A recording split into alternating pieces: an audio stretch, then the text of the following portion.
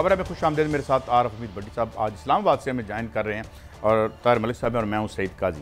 नाज़रीन, कल एक कंट्रोवर्सी हमने देखी कि मुलाकात हुई है या नहीं हुई जनाब अली ज़फ़र साहब की, और जो राजा साहब हैं वो कह रहे थे तरीन साहब के हवाले से इस पर हम बात करेंगे ये क्या सिलसिला है और ये क्या बेईमानी सी लड़ाई है, मगर इस पर फिर भी बात करनी बनती है। नवाज शरीफ से क्या बातें कर रहे हैं, और हम ये भी देख रहे हैं कि शहबाज शरीफ पर पीपल्स पार्टी का प्रेशर आ रहा है कि जनाब आप हमारा लीडर ऑफ अपोजिशन मानेंगे या नहीं मानेंगे, वरना हम जो है वो तावन ख़त्म कर देंगे। टैक्स के हवाले से बड़ी अहम खबर आई है और हम आपको अंदर की जो खबरें सामने आई हैं उससे ज़्यादा भयानक खबरें हैं जो हम आपके साथ शेयर करेंगे कि यहाँ कितना टैक्स पोटेंशियल है, और अगर ये आने वाला टैक्स गरीब पे लगता है तो क्या होगा, अमीर पे कोई लगा सकेगा। और पाकिस्तान कल के दिन एटमी ताकत बना एनिवर्सरी है, इस पर हम बात करेंगे, ये होना चाहिए था नहीं होना चाहिए। बड़ी साहब, आप मुझे सुन पा रहे हैं शहर इक़्तिदार से जनाब? बिस्मिल्लाहिर्रहमानिर्रहीम जी काजी साहब, मैं तो आपको खामोशी में भी सुनता हूँ। अच्छा बड़ी साहब, ये फरमाइए कि ये जो जहांगीर तरीन साहब वाला मामला है, इसकी कल कंट्रोवर्सी सामने आई। राजा रियाज साहब ने कहा मुलाकात हुई है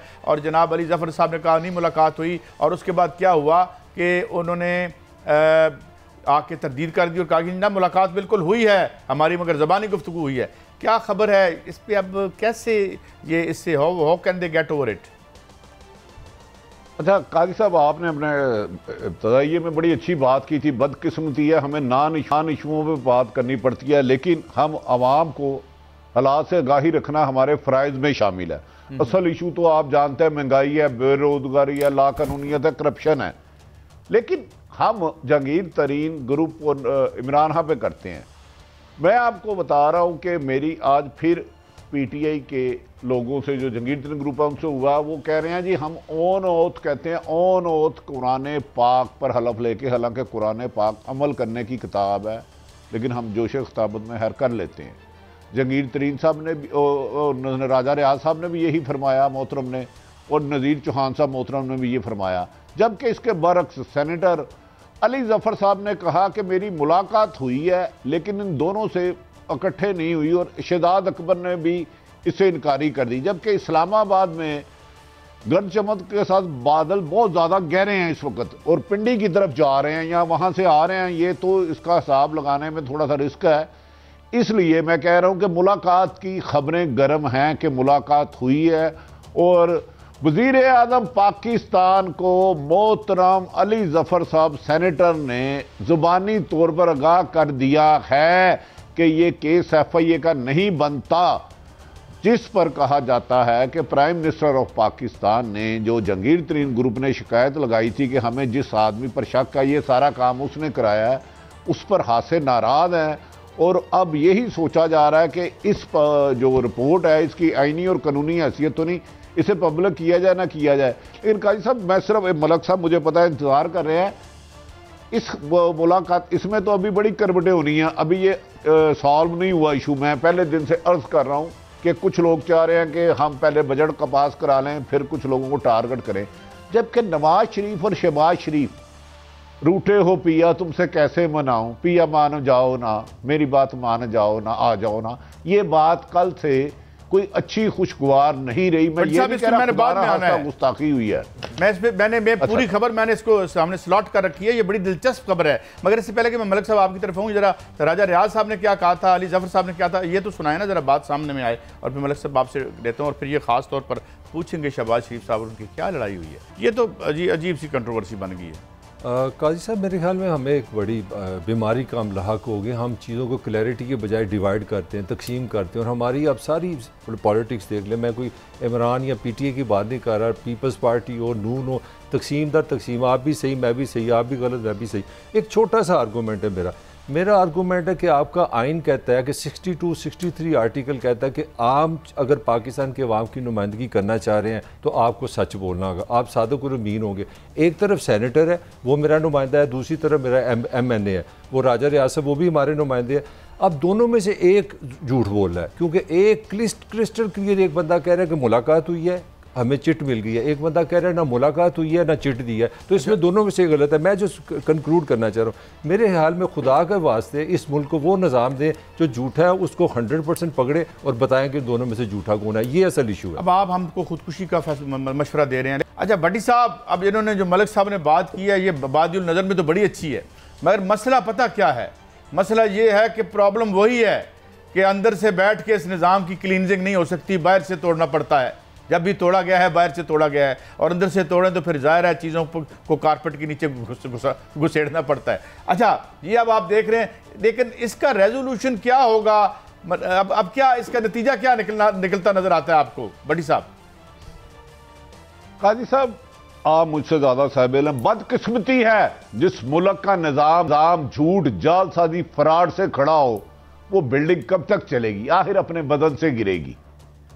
80% लोग कैंसर और हार्ट अटैक से नहीं मर सकते पाकिस्तान में, सच बोलने से मर जाएंगे। मलिक साहब ने खूबसूरत बात की है, तीनों का वास्ता पीटीआई से है, पाकिस्तान तरीके इंसाफ, जिनकी वफाक और सूबे में हुकूमत है। अब मुझे बताएं, मोहतरम अली जफर साहब सेनेटर, नहायत काबिल एहतराम, मेरे तो बड़े पूरा बरतानिया दौर के दोस्त हैं, सुप्रीम कोर्ट बार के प्रेसिडेंट रहे हैं, सेनेटर है। राजा रियाज साहब MNA हैं पीपल्स पार्टी से, फैसलाबाद से। नजीर चौहान लाहौर से है। इतना सॉरी, पीटीआई से, तीनों ही पीटीआई से, मैं माफी चाहता हूं, तीनों ही पीटीआई से है। लेकिन गुजारिश है, इसमें इबाहम करके हमें इन बातों में उलझाया हुआ है। इस झूठ ने, इस शहर में झूठ का कारोबार इतना चल पड़ा कि सच बोलने वाले को शर्म आती है, वो अपना मुंह छुपाता फिरता है कि इन फ्राडियों के आगे कैसे आऊं। एक सिंपल बात है इसकी, वजीर आजम हाउस से बार बार उनके तर्जमान अक्सर करते हैं, जो उनका हक है, एक वो ट्वीट कर दें या एक प्रेस रिलीज जारी कर दें, जी ये रिपोर्ट वजीर आजम पाकिस्तान को मिल गई है या नहीं मिली, या क्या रिपोर्ट है, ये इबहाम खत्म हो जाएगा। असल बात है, ये इन उलझनों में हमें इसलिए उलझाया जाता है काजी साहब कि हम गरीब की ये ना कहेंगे इस बजट में अनलातेदाद वजन गिरने वाला है टैक्स के सूरत में, जिसमें 22 करोड़ अवाम ने गिर जाना है, जमीन बोझ हो जाना है, जिसमें बिजली पेट्रोल महंगाई हो रही है, रिलीफ नहीं मिल रहा, तनख्वाहों में फटा पड़ा हुआ है, कितनी बढ़ाई जाए ना बढ़ाई जाए, क्या किया जाए। हमें असल इशू से डी ट्रैक करने के लिए शहबाज शरीफ नवाज शरीफ से नाराज हो गया, नवाज शरीफ बिलावल से नाराज हो गया, बिलावल ने कह दिया मैं लीड सीटें नहीं लूंगा, वो कहते हैं कि रिपोर्ट आई नहीं, वो कहता रिपोर्ट गई नहीं, वो कहता मुलाकात हुई है, वो कहता नहीं है। मलिक साहब बात एक तो सच्चा है ना, लेकिन खुदारा इतनी अखलाकी जरूरत पैदा करें कि PM हाउस से प्रेस रिलीज जारी करा दें कि मोहतरम ये रिपोर्ट आई है नहीं आई, जो झूठा खुद एक्सपोज हो जाएगा। सिंपल बात में भट्टी साहब, अच्छा अब एक और भी सिलसिला आ गया है, अब एक और सतह पे ये इल्ज़ामात आ गए हैं, और ये मुझे आपकी बात बिल्कुल 100% लगती है कि कोई हमारा काम तो ये कर नहीं सकते, तो ये अपनी गंदी लड़ाई का ड्रामा और नाटक टीवी पे रख के हमारे असल इश्यूज़ को पीछे घसीटते हैं, मगर हम उन्हें पीछे नहीं जाने देंगे। अगले सेगमेंट में बात करेंगे ये टैक्स किस पे लगने वाले हैं। मगर नज़ीर चौहान साहब ने एक और, मुझे पता नहीं चाहे हमें सुनाना चाहिए या नहीं सुनाना चाहिए, उन्होंने एक और इल्ज़ाम उनके अकीदे के हवाले से कर दिया है, जो कि I don't think it's very in bad taste, उन्हें नहीं करना चाहिए था। अच्छा भट्टी साहब, आप भी ये सुन रहे हैं, हमें तो अपने अकीदे के हवाले से बड़े क्लैरिटी है और हमारे कॉन्स्टिट्यूशन में सारी चीज़ें मौजूद हैं। ये दफतन आज याद आया है इनको कि जो है, और ये कौन सा इदारा और इंस्टीट्यूशन है नज़ीर चौहान साहब किसी से इस तरह का सवाल करने के ज़िमन में, तो ये इसको आप कैसे देखते हैं? कैसा देखें, बदकिस्मती ये है कि मेरा रब तो कहता है किसी के झूठे रब को भी ना कहो, क्योंकि तुम्हारे सच्चे रब को ना कहे। ये मेरे इशू नहीं है, हमें इन्होंने गैर जरूरी बेमकसद बहस में उलझाया हुआ है। मुझे तो ये बताओ कि मेरे लिए इतने अस्पताल बन गए, मेरे लिए इतने स्कूल कॉलेज बन गए, मेरे इतने बेरोजगार बच्चों को नौकरियां दे दी गई, 25,000 वाले बच्चा, कोई भी उसकी 50,000 से कम सैलरी नहीं है, कोई मुल्क में ऐसा बच्चा नहीं है जो स्कूल ना जाए। करप्शन का आपने खात्मा कर दिया, इंसाफ की फराहमी यकीनी कर दी, कोई जुल्म ज्यादती नहीं करता। अगर उन्होंने इतनी बड़ी बात कर दी, मैं इन चीजों के खिलाफ हूं, जात बरादरी ये हर एक का अल्लाह का जाने, अल्लाह का काम जाने कि वो उसने किसको बख्शता है। लेकिन अगर नसीर चौहान साहब ने इतनी बड़ी बात की है, तो मेरा ख्याल है मोहतरम शहजाद अकबर साहब को आके ये कह देना चाहिए कि अल्हम्दुलिल्लाह मैं मुसलमान हूं, आप नबी पाक मोहम्मद सल्लल्लाहु अलैहि वसल्लम ये गैर जरूरी बहस है। आपने ठीक कहा है कि ये नामुनासिब बात है यार, छोड़ दें, आप कारकर्दगी की बात करें। नहीं, आप इस तरह करें, उनसे कहें कि आप साबित करें, नज़ीर चौहान साहब कोर्ट ऑफ लॉ में साबित करें कि इनका अकीदा क्या है, उनके पास क्या प्रूफ है, वो बताएं आके। देखे ना, उन्होंने इल्जाम उन्होंने लगाया। बिल्कुल। दूसरी बात भट्टी साहब एक और भी है, मैं थोड़ी सी बात करके खत्म करता हूं। जो मुशरिकीन और मुनाफिकीन हैं, वो कुफार से ज्यादा जो बदतरीन हिस्सा है जहन्नुम का, वहां जलाए जाएंगे। जो हमारे पैसे खा जाते हैं, जो बजायर मैं CM हूं, PM हूं और आपके ठेके बेच रहा हूं, जो मैं मुनाफिकत कर रहा हूं, मेरा ख्याल है मैं कुफर से भी ज्यादा बड़ा जुर्म कर रहा हूं। मेरी राय गलत हो सकती है। अब आगे बढ़ते हैं भट्टी साहब। काई साहब आप ठीक कह रहे हैं, ये हमारे इशू नहीं है कौम के कौन क्या है, ये वो जाने, उसका अल्लाह जाने जिसने कायनात बनाई है। हमें तो बताओ कौम को क्या रिलीफ दिया इन 3 सालों में।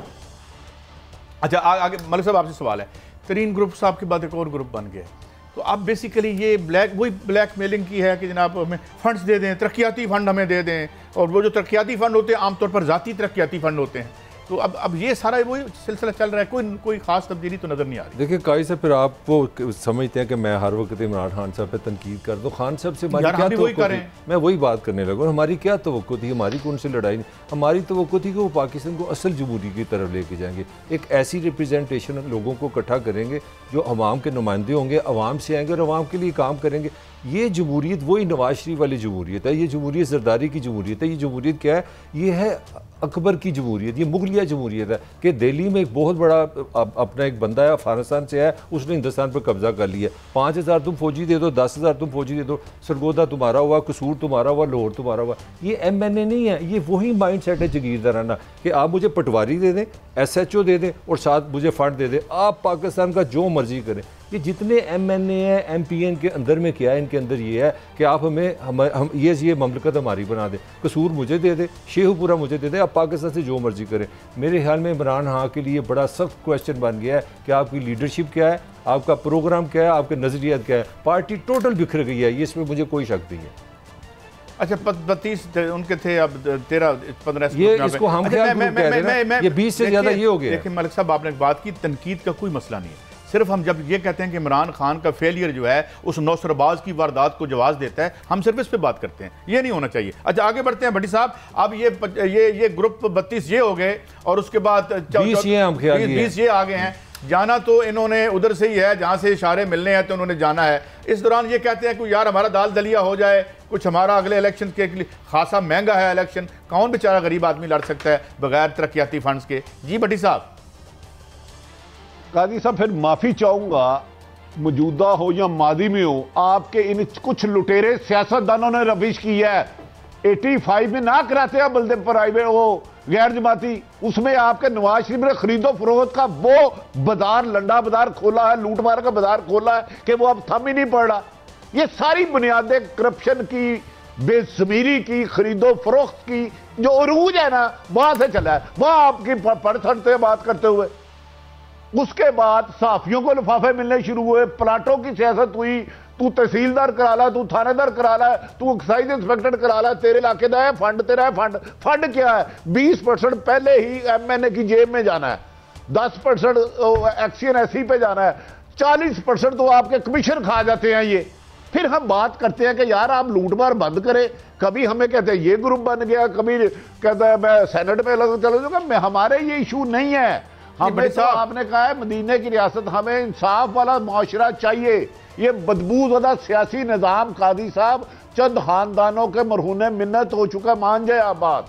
अच्छा भट्टी साहब, मामला ये है कि खाने पीने का सिलसिला जो 35-40 साल से जारी था, अब इमरान खान उसमें थोड़ा सा रखना डाल रहा है, तो इससे ये हुकूमत तो नहीं चलेगी, क्योंकि हम तो बड़े आदी हैं। एक काम था और उसको एक कानून की दर्जा मिल चुका था, ये खाने पीने का जो सिलसिला था। अब उसमें अगर रखना आता है या इमरान खान साहब थोड़ी सी टिंकरिंग करते हैं उसके साथ, तो एकदम ग्रुप सामने आ जाते हैं, यार हम तो 40 सालों से खा पी रहे हैं, पहले तो सानू कोई नहीं से पूछता आप कौन है। ये मामला है।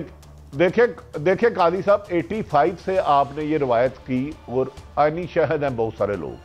जब आप कह रहे थे मेरे साथ आ जाओ तुम्हें वजारत मिल जाएगी, गैर जमाती थे क्योंकि सियासी नजरिया कोई नहीं था, मकसद कोई नहीं था, जियोलॉग की गोद से पले थे, तुझे वजारत में दे दूंगा, तेरे पुत्र को तहसीलदार बना दूंगा, तेरे पिंड में ना मैं 10 करोड़ का 5 करोड़ का फंड दे दूंगा। जो पौधा आपने लगाया था तनावर दरख्त बन गया है, अब जो इससे नीचे जाएगा तबाह हो जाएगा, धूप में जल जाएगा, तपिश में जल जाएगा। अच्छा बड़ी साहब, मैंने 2 खबरें और लेनी है, सर्जरी चाहिए। मैंने 2 खबरें और लेनी है। एक जल्दी से ये बताइए, बुज़दार साहब के हवाले से इस्लामाबाद में क्या सेंटीमेंट पाए जा रहे हैं? जो कॉरिडोर्स ऑफ पावर हैं वो अभी उनको रखने पर मुसिर हैं या कुछ मामला बदल रहे हैं? देखिए, कुछ लोग कह रहे हैं कि उनकी मौजूदगी में मौजूदा हुकूमत परफॉर्म नहीं कर सकती, जबकि इमरान खान साहब बाजिद हैं कि मैं बुज़दार को नहीं भेजूंगा। अब पंजाबी में कहते हैं डंग टपाओ पे आ गया जी, फिलहाल आप बजट मंजूर करें, उसके बाद इस पे तफसीली गुफ्तगू करेंगे। ये अहम तरीन ताकतें और इमरान खान के दरमियान और उनकी किचन कैबिनेट में ये गुफ्तगू परसों रात डिटेल से हो चुकी है। अब चेंज होता है नहीं होता, ये फैसला सिर्फ और सिर्फ इमरान खान साहब ने करना है, और शायद इसमें वो किसी दबाव को कबूल करने के लिए तैयार नहीं है। वैसे मुझे नहीं लगता इसको कबूल करने में क्या हर्ज है। अगर इतनी जगह से राय और के पार्टी के अंदर से भी राय आ रही है तो बंदा तब्दील कर दो, की फ़र्क पैदा है। बहरहाल ये तो है। अब आगे बढ़ते हैं। भट्टी साहब ये बताएं कि शहबाज शरीफ साहब और नवाज शरीफ साहब के सामने, अभी आपने पहले स्टोरी ब्रेक कर दी थी, टीजर दे दिया था हमें, अब बस ये क्या गुफ्तगू हुई है? तो क्या हमारी उनकी जो बेटी है उन्होंने कोई बीच में शिकायतें लगा दी हैं? सिलसिला क्या है? कादी साहब, जंगीर तरीन ग्रुप इशू ही कोई नहीं है। मैं आपको बता रहा हूँ, ये खुद कभी सॉल्व हो सकता है। जितना क्राइसिस आजकल नून लीग आई है, मैंने जब से पॉलिटिक्स में सियासत को कवर कर रहा हूँ एज ए जर्नलिस्ट के तालिब इल्म होने के नाते, मैंने नहीं देखा। आपको अंदाज़ा ही नहीं, आज मेरी फिर मुस्लिम लीग नून के सीनियर कायदीन उन्होंने कहा यार हमें तो इस चाचे भतीजे की लड़ाई ने मार दिया। नवाज शरीफ फ़ोन करते हैं कि तुमने मेरे बेटी की नैरेटिव को लेके चलना है। शहबाज साहब फ़ोन करते हैं, वो कहते हैं ख़बरदार। हमजा साहब हमसे प्यार से बात करते हैं, उन्होंने कहा कि हमारे जिस्म को दोनों तरफ से जैसे ट्रैक्टर ट्राली बांध के जागीरदार खींचते नहीं, आधा कर देते हैं। अब मुस्लिम लीग नून इस चीर पार की पोजीशन में आ गई है और कहा जा रहा है कि नवाज शरीफ इस इशू को सॉल्व करने के लिए मैदान में आ गया, क्योंकि शहबाज शरीफ मरियम को बहुत पीछे छोड़े थे। आहिस्ता आहिस्ता मरियम, आपने पिछले दिनों देखा होगा कि ऐसे कभी शेखुपुरा जाके बोल रही, कभी लाहौर में पीडीएम का।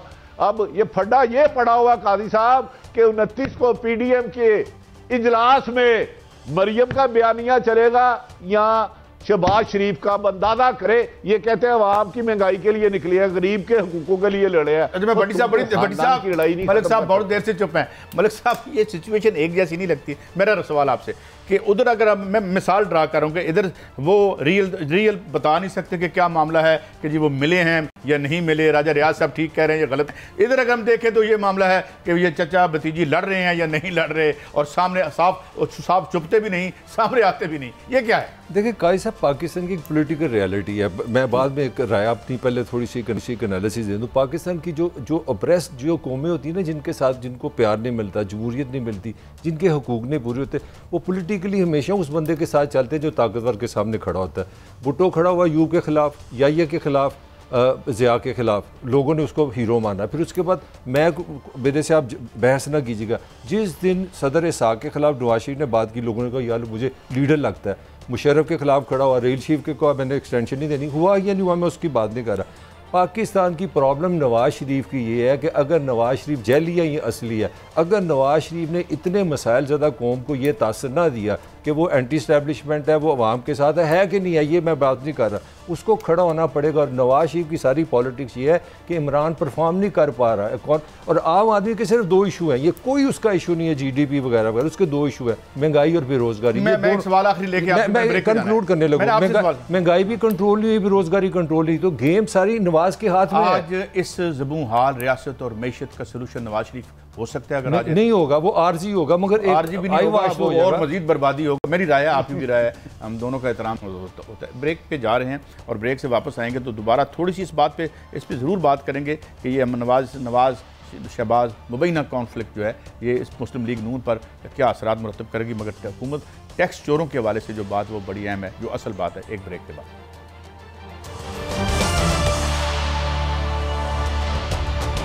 भट्टी साहब, इस हवाले से मेरा एक आपसे सवाल है। जो मुझे खबरें मिल रही हैं कि जो नीचे क्या मुस्लिम लीग नून के स्ट्रक्चर्स हैं जो बड़े लायल थे और जिन्होंने माशाल्लाह खूब जो है बेहतरीन हाजमे का मुजाहरा किया पिछले 30-35 सालों में, आप वो ये कह रहे हैं कि यार ये तो फैमिली की लड़ाई ख़त्म नहीं हो रही, हम कोई लीडर ढूंढें, किधर जाएं, या इनकी लड़ाई के हम भी बलि चढ़ जाएंगे? वो नीचे क्या फीलिंग्स हैं भट्टी साहब? देखिए, मैं मलक साहब की राय का नहायत एहतराम करता हूँ। वो कहते हैं कि आवाम को वो लीडर पसंद है जो एस्टैब्लिशमेंट के खिलाफ हो। मैं इससे सख्त इख्तलाफ करता हूँ उनकी राय का एहतराम के साथ। और नवाज शरीफ के कह रहे हैं, जो मैं अर्ज कर रहा हूँ, जितनी बिखरी आज नून लीग हुई है वो शीशे की तरह बिखर गई है। इसको इकट्ठा हुकूमत का जोम कर सकता है, अदरवाइज बज़ाहिर बादी नज़र में हो जाएंगे, क्योंकि इस मुल्क में जमहूरियत तो है नहीं, डिक्टेटरशिप है। ज़ियाउल हक की गोद में पले, मुशर्रफ से एनआरओ लेके एक मुल्ज़म जिसे अदालतों ने सजाएं दी वो सऊदी रॉयल मैफ में भाग गया। उसके बाद मौजूदा हुकूमत में, जमहूरी हुकूमत में, जिसे सुप्रीम कोर्ट ने बददयानत करार दिया, वो मुल्क से भाग गया। आप कह रहे हैं एस्टेब्लिशमेंट के सामने खड़ा है। यार अनबिलीवेबल। काजी साहब कुछ तो खुदा का खौफ करें। यहां वो जेल में होते, बट्टों की तरह फांसी को लग जाते, फिर तो मजा था।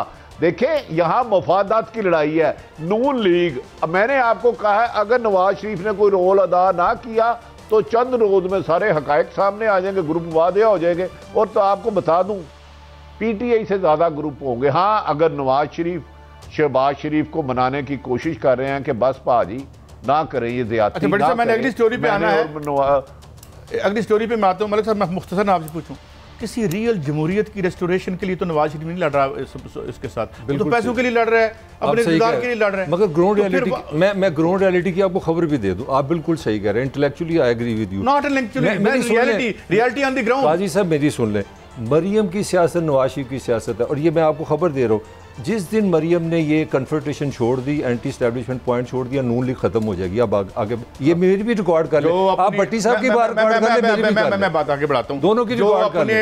8000 बंदे लाहौर से नहीं निकाल सकी इस बयानी के साथ। टाइम विल टेल यू ना, भट्टी साहब ने भी कहा है time will tell you. Time तो टेल करेगा, जो टाइम टेल कर चुका है वो क्या है पता। लाहौर का फेलियर बताता था कुछ नहीं, बिगड़े हुए सरमायादारों के बच्चे हैं, लीडर बनना तो कुछ आगे बढ़ते हैं। में फ्यूचर सिर्फ अवाम की सियासत का, ये मैं आपको अवाम की सियासत अरब पतियों के बच्चे करेंगे। आगे बढ़ते हैं जी भट्टी साहब। अब सवाल ये है कि हुकूमत ये टैक्स चोरों को काबू में लाने की कोशिश कर रही है।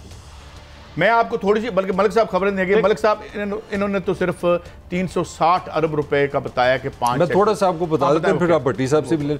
देखिए हमारे यहाँ जो असल सच में आपको बताऊं, असल सच ये है कि हमारा जो रियासती ढांचा है ना, जिन लोगों ने टैक्स इकट्ठा करना है वो खुद ही इस बनावट में शामिल है। उन्होंने कुछ एरियाज हैं आपको कभी बताए नहीं है। मसलन चाहे छोटी सी बात है, चाहे मैं आप आराम से अगर थोड़ा सा इंसानों की तरह उसका टैक्स लेना तो 35 से 40 अरब रुपया सिर्फ आप चाय से मार रहे हैं मेरी जेब से। और उसका नुकसान क्या हो रहा है, जो चाय स्मगलिंग से आती है ना उसके साथ मिलावट होती है, उसमें रंग डाल देते हैं। एक तो वो चाय भी चली और वहाँ से पैसे चले गए। 70 अरब रुपया तो आपके सिगरेटों के हैं, 90 अरब रुपया आपके टायर्स के। आप सुन के हैरान रहे हैं कि सारे अफगानिस्तान से स्मगलिंग होते हैं। फिर आपकी ये जो हम घर श्यारे खरीदते हैं, इसमें एक कलर से आप बना लें, मैंने घर लिया 1 करोड़ रुपये का, आप कहीं यार 50,000 के मुझे स्टाम्प बना दो, छोटे छोटे करके मैं करने लगा हूँ। ये तकरीबन 350 अरब रुपया सिर्फ बनता है कि अगर आप थोड़ी से अपने इदारों की सलाह कर लें, आप टैक्स की वसूली मैं आपको कुछ खबरें देता हूँ। 350 अरब मैं आपको खबरें देता हूँ। एक 2016 में डॉक्यूमेंट आया एक्सप्लोरिंग पाकिस्तान टैक्स पोटेंशियल, जो कि IMF का था। उस जमाने में उस हमको 2-2.5 हज़ार कर रहे थे, उसने कहा था 6,000 अरब आप इकट्ठा कर सकते हैं। तब डॉलर 90 रुपये का था, आज 2021 है। इस रिपोर्ट में कौन सी चीज़ें शामिल नहीं है? वो जो आज एस्टेब्लिशमेंट से लड़ रहे हैं ना, इनके मुआहदों की वजह से 2 से 3 हज़ार अरब रुपए की ब्लीडिंग होती है। जरदारी के मुआहदों की वजह से और नवाज शरीफ जो प्रो डेमोक्रेसी और एंटी एस्टेब्लिशमेंट हैं, ये 2-2.5-3 हज़ार की ये दिहाड़ी है। और ये जो सिर्फ आपकी यहाँ मेट्रो खड़ी है, इससे 14 अरब रुपया हमने इस जमहूरियत ने हमारे गले में डाला है। ये मैं आपको बताऊं कि अगर आप देखें, और जो आखिरी रिपोर्ट आई थी उसमें जो मिलिट्री का जो था बजट, उससे कहीं ज्यादा कारपोरेट वारदात थी जिसको ये प्रिजाइड ओवर करते हैं। ये एस्टेब्लिशमेंट से लड़के हमें अपने हकूक देंगे, तो ये अपने खाने पीने की लड़ाई पे लड़ रहे हैं जनाब। और ये जो 360 फिगर है, इट्स अ पीनट। मैं खबर देता हूं, $45 बिलियन IPPs ने 10 साल में खाए। मैं नहीं खा रहा, इनके वर्ल्ड बैंक ने कहा है। और मैं इसमें ऐड करता हूं, अगले 10 साल 94 से डाल रहे हैं, जो $100 बिलियन था जो जमहूरियत के वॉरियर्स ने इस कौम के टीके लगाए, टीके लगाए। 100 बिलियन हमारा कर्जा है। Would you think that they would come back and rescue us from all the crutches of this? No, they will further हमें बर्बाद करेंगे। भट्टी साहब, ये जो टैक्स चोरी का मामला है, चाहे वो रियासत करे, रियासत का कोई इदारा करे, सिविलियंस करें, कोई करें, एक जैसे मुजरम है। मगर असल वारदात तो यहाँ पे आपकी प्राइवेटाइजेशन के जरिए की गई, ये IPPs के जरिए की गई। इसका जिम्मेदार कौन है? अच्छा कायद साहब, मुझे 1 मिनट दे दीजिएगा। मैंने थोड़ा सा एक बिजनेस भी किया। एक तो 90% बिजनेसमैन, मैं बताऊं, पूरा इनकम टैक्स देते नहीं। मैं लफ्ज़ इनकम टैक्स कह रहा हूं, मैं चैलेंज कर रहा हूं ले आए सबको, आपके कमर्शियल मीटर कितने लगे हैं और टैक्स फाइलर कितने हैं। आप बिजली चोरी उस वक्त नहीं कर सकते जब तक बाबरा आपके साथ ना मिला हो। आप रेवेन्यू में चोरी नहीं कर सकते कि सरकारी अफसर ना मिला हो। आप स्मगलिंग नहीं कर सकते जब तक कस्टम ना मिला हो। और ये हराम खाने वाले हम पर मुसल्लत कर दिए हैं और ताजर भी देते नहीं है। इनको हाथ डालेंगे तो याद रख रहे कारोबार खतरे में चले जाएगा। भाई टैक्स दो। अब मुझे बताएं, रंगमहल में इस वक्त चले जाए, अब शालमी में अरबों रुपए का माल है जो जाली भी है और स्मगलिंग का है। लिबर्टी में, पाकिस्तान के जिस मर्जी इलाके में चले जाए, तारक रोड कराची चले जाए, इस्लामाबाद आ जाए, स्मगलिंग का माल ओपन बिक रहा है, रोको, इसका रेवेन्यू खरबों रुपए आएगा। आपने ये तो भट्टी साहब खान साहब और बुजदार से पूछे ना, ये तो बुजदार साहब करें ना, यहाँ की एडमिनिस्ट्रेशन करे ना। नहीं देखिए, मैं जो स्मगलिंग है ना इंटरनेशनल सतह पे होती है। मैं किसी एक फर्द को इसका नहीं कह रहा, किसी एक हुकूमत को नहीं कह रहा, लेकिन एक कड़वा सच है कि मुल्क के हर जगह पे स्मगलिंग का माल आम बिक रहा है और स्मगलिंग हराम है, नजायज है। दूसरा, आपके ये जो हराम खाने वाले अरबों रुपए खरबों रुपए बाहर ले गए, वो मेरे और आपके जो बड़े ठेके लेते हैं, मोटरवे बनाते हैं, ऑरेंज ट्रेन बनाते हैं, इसमें खरबों रुपए करप्शन करते हैं। काजी साहब, आप जो बाहर से कर्जा लेते हैं 25% तो इनका कमीशनों में खा जाते हैं, आगे ठेका जाते जाते असल लोगों तक, अवाम तक। तो आप इस गंद को साफ करना होगा क्रॉस दी बोर्ड, अदरवाइज ये आपकी रगों में, पाकिस्तान की रगों में घुस चुका है। इसे निकालने के लिए मेजर सर्जरी के अलावा कोई हल नहीं है। 10 इमरान खां आ जाए, अकेला इमरान खां क्या करेगा? ऑनेस्ट है, ईमानदार है, नहीं करप्शन करता, तो पूरी की पूरी टीम नीचे लूट मार है। कस्टम के कलेक्टर मैं जानता हूं, उसके बेटे ने अमेरिका में 12 करोड़ का फ्लैट खरीदा। अब मुझे बता दे वो कैसे खरीदा, उसकी 2.5-3 लाख तनख्वाह है। अच्छा भट्टी साहब, मैं ब्रेक की तरफ जा रहा हूँ। मामला ये है कि ये चीज़ें सामने आ रही हैं, अगर सामने आ रही हैं तो इंशाल्लाह इनके हल भी निकलेंगे। ब्लीक पिक्चर तो बड़ी ब्लीक है, मगर यही है मतला माह तमाम कहते हैं कि जिस तरह जब बहुत रात अंधेरी हो तो रोशनी भी आती है। ब्रेक के बाद आएंगे, बात करेंगे कि पाकिस्तान में जब एटमी धमाके किए जा रहे थे तो बहुत हमारे एक तबके का ख्याल था कि ना करें ना करें। आज हम ज़रा मुड़ के देखें कि हमें करने चाहिए थे या नहीं करने चाहिए थे, क्योंकि कल हमारा दिन है उसकी एनिवर्सरी का और कल हमारा शो नहीं होगा, इसलिए आज ही बहस करने के इस पर एक ब्रेक के बाद।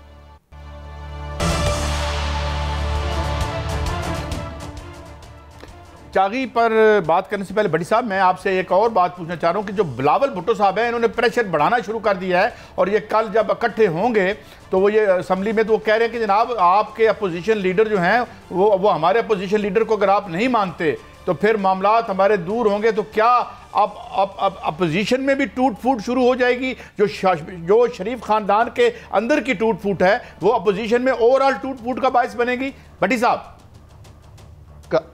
काजी साहब, पीडीएम कब की टूट के बिखर चुकी है। आपको याद है कि मौलाना फजलुर रहमान ने पीडीएम में से पीपल्स पार्टी को निकाल दिया था और कहा था माफी मांगे। बिलावल भुट्टो ने पीडीएम से जारी कर दे शोकॉज नोटिस के टुकड़े टुकड़े कर दिए थे। उन्होंने कहा ये माफी मांगे, और ये थे कब एक सिर्फ लूटा हुआ माल और एहतसाब से बचने के लिए एक टेबल पे बैठे थे। ये माजी के भी दुश्मन, ये हाल के भी दुश्मन, ये मुस्तकबिल में भी एक दूसरे के दुश्मन होंगे। ये लड़ाई आवाम के लिए नहीं लड़े थे। अब पीपल्स पार्टी ने ठीक है भाई, अगर आप सेनेटर में अलग अपोजिशन लीडर बनाते हो, अलग बेंचों में बैठते हो, तो हम कौमी असम्बली में भी अलग बैठेंगे। और मेरे भाई ये ना कल एक थे ना एक है, क्योंकि ये मफादात का झगड़ा है। लड़ाई ये है कि मुझे मेरा हिस्सा खाने दो, मुझसे मेरे हिस्से से ज्यादा दो। तो पीडीएम एक किस्सा माजी है। आप आने वाले दिनों में देखेंगे पीडीएम में से एएनपी और पीपल्स पार्टी पहले निकल गई है। चले आपकी काजी साहब मैं बात मान लेता हूं, पीडीएम बड़ी मजबूत है, बड़ी एंटी एस्टैब्लिशमेंट है, तो मरियम नवाज को कहो वो रिजाइन देने के हक में थी, सुबह कौमी असम्बली से सारा रिजाइन दे दे। बड़ी कभी आज पार करती हैं, कभी पार करती हैं। अच्छा मैं वक्त कम है मलिक साहब, पार्टी के अंदर से क्या आवाजें आ रही हैं? कुछ लोग कह रहे हैं जी क्योंकि मरियम ने दोबारा जिंदा कर दिया है पार्टी को, कुछ कहते हैं सनू लैट डूबेगी। कौन ठीक कह रहा है? काई साहब, मेरा ख्याल है ये टाइम है, नून को फैसला करना पड़ेगा, या मरियम फेस हो या शहबाज हो, ये ड्रामा नहीं चलेगा। बिल्कुल भट्टी साहब सही कह रहे हैं। एक तरफ आप पार्लियामेंट का हेड भी चाह रहे हैं, आप फेडरल मिनिस्टर का होता है जब आप अपोजिशन के हेड होते हैं, गाड़ी भी सरकारी चाह रहे हैं, सरकारी घर भी चाह रहे हैं, साथ आप इनकलाब भी चाह रहे हैं। आर्ग्यूमेंट किसका ठीक है, मरियम साहिबा का या उनका?